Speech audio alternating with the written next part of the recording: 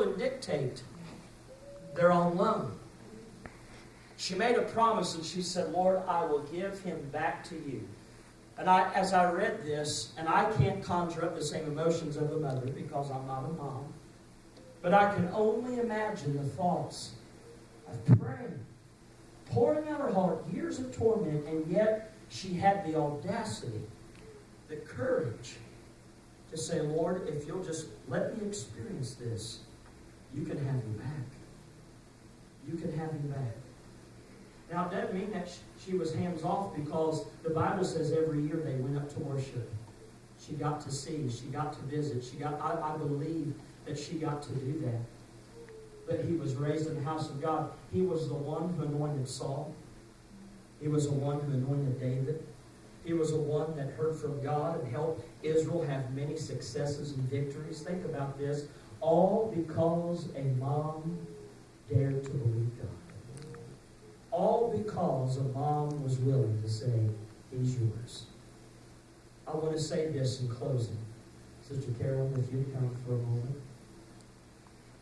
I know you got your hands full. But I will say this, is that we have to understand as parents, and moms, this is your day. Dads, I know that we can all understand this, but I will tell you, there comes a day and there comes a time that we have to remember that we have dedicated these children to the Lord. The third thing I wanted to point out was the fact that Hannah dedicated, it's on the platform, it's on the pulpit, that Hannah dedicated this child to the Lord. If maybe today there might be concerns, if maybe today you're like any other parent and you worry about their future and you worry about the world that they're coming up in and you're worried about the things that they will have to face and the situations that will have to be, I can tell you as a father, there's times that I remember just probably 3 months ago, I was driving by a gas station. And there was a young lady there. She probably wasn't no older than 17, 18. And she got out of the car by herself. And she was pumping her own gas into the automobile. And immediately, Brother Shandon, in my mind, I thought to myself, because she's a young lady, I've got to spend some extra time teaching her some things. Teaching her some things. That making sure she's ready for life. And thinking about all of these different... there's times my mind is flooded. Just like yours is. But you know, the best thing we can do is say, Lord, they're yours. They're yours. They're in your hand. Brother Gary testified Wednesday night. He said, it is a joy to see both of my children serving God and letting Him be the Lord of their lives and God using them. He said, these are answered prayers from years ago when they were babies.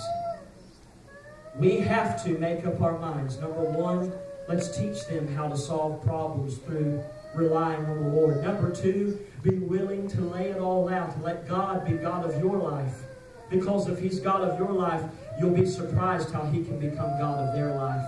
Number three, always remember to give Him back. They're on loan. Let's give them back to God. Did you know? I hate to bust your bubble, but God knows a whole lot more than me and you. God knows what He's doing.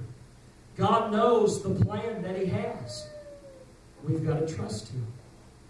We've got to trust Him and believe Him to do all that He promised that He would do. Can we stand all over this house this morning?